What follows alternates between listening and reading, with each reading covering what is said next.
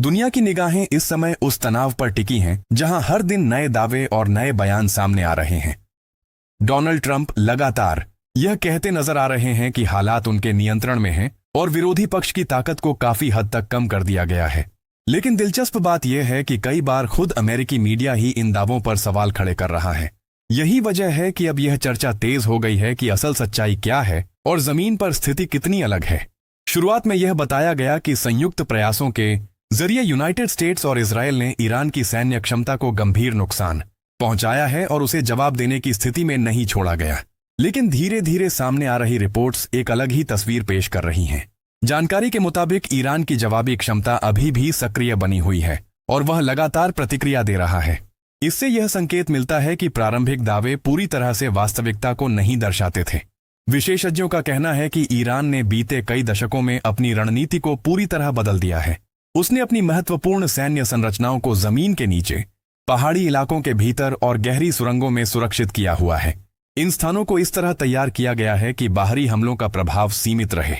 कई विश्लेषण यह भी बताते हैं कि सतह पर दिखने वाले ठिकानों को निशाना बनाने से वास्तविक ढांचे पर उतना असर नहीं पड़ता जितना अनुमान लगाया जाता है। यही कारण है कि हमले के बाद भी ईरान की प्रतिक्रिया क्षमता बनी हुई है। कुछ रिपोर्ट्स यह भी संकेत देती हैं कि ईरान की कुल सैन्य क्षमता का बड़ा हिस्सा अब भी सुरक्षित है या उसकी पूरी जानकारी सार्वजनिक नहीं है। इस स्थिति ने कई नए सवाल खड़े कर दिए हैं कि क्या वास्तव में रणनीति सही दिशा में काम कर रही है या फिर केवल सतही प्रभाव ही देखने को मिला है।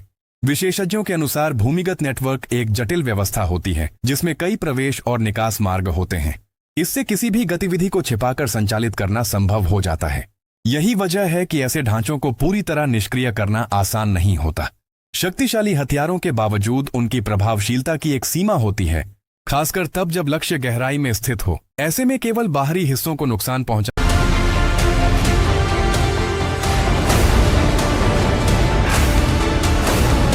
से पूरी व्यवस्था प्रभावित नहीं होती। यही कारण है कि इस स्थिति को एक लंबी रणनीतिक चुनौती के रूप में देखा जा रहा है। अब ध्यान इस बात पर केंद्रित हो गया है कि आगे की रणनीति क्या होगी और क्या वास्तव में इस संघर्ष में कोई निर्णायक मोड़ आएगा या नहीं। इस पूरे घटनाक्रम ने एक नया और चिंताजनक पहलू भी सामने ला दिया है, जहां अब केवल सैन्य ठिकानों तक ही सीमित गतिविधियां नहीं रह गई हैं, बल्कि बुनियादी ढांचे भी प्रभावित हो रहे हैं।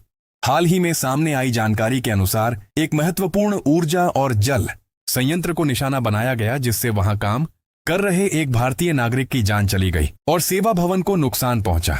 इस घटना ने वैश्विक स्तर पर चिंता बढ़ा दी है, क्योंकि ऐसे संयंत्र सीधे आम लोगों के जीवन से जुड़े होते हैं। संबंधित अधिकारियों ने तुरंत सुरक्षा व्यवस्था को सक्रिय किया और यह सुनिश्चित करने की कोशिश की कि पानी और बिजली की आपूर्ति प्रभावित न हो।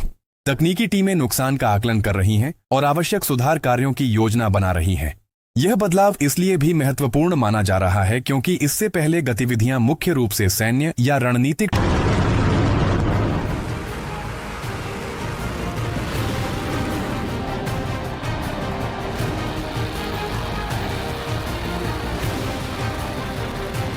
है जो आम नागरिकों की जरूरतों से जुड़े हैं, तो इसका असर कहीं ज्यादा व्यापक हो सकता है।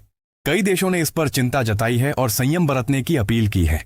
इसके साथ ही यह भी चर्चा शुरू हो गई है कि संघर्ष के दौरान ऐसे संवेदनशील ढांचों की सुरक्षा कैसे सुनिश्चित की जाए। इस क्षेत्र में बड़ी संख्या में विदेशी कर्मचारी कार्यरत हैं, जिनमें भारतीय समुदाय भी शामिल है। इसलिए सुरक्षा उपायों की समीक्षा पर जोर दिया जा रहा है। इसी बीच समुद्री क्षेत्र में भी हलचल तेज हो गई है। आयरेनियन नेवी के वरिष्ठ अधिकारी शाहराम ईरानी ने चेतावनी देते हुए कहा है कि वे हर गतिविधि पर नजर रख रहे हैं और जरूरत पड़ने पर प्रतिक्रिया देंगे। खासतौर पर यूएसएस एब्राहम लिंकन जैसे बड़े युद्धपोतों की गतिविधियों पर नजर रखी जा रही है। बताया जा रहा है कि समुद्री क्षेत्र का बड़ा हिस्सा रणनीतिक रूप से बेहद संवेदनशील हो गया है। इससे पहले भी एक घटना सामने आई थी जिसमें एक युद्धपोत को नुकसान पहुंचा था और उसके बाद से तनाव और बढ़ गया है। इसी के साथ अमेरिका ने भी अपनी मौजूदगी को मजबूत करते हुए लगभग 2500 मरीन सैनिकों की तैनाती इस क्षेत्र में की है। इसे पिछले 2 दशकों में सबसे बड़ी सैन्य उपस्थिति माना जा रहा है। इन सभी घटनाओं को देखते हुए यह साफ है कि स्थिति लगातार बदल रही है और हर नया कदम भविष्य की दिशा तय कर सकता है। अब सबसे बड़ा सवाल यही है कि क्या यह तनाव कम होगा या आगे और जटिल रूप लेगा, और इसका असर वैश्विक स्तर पर किस तरह दिखाई देगा।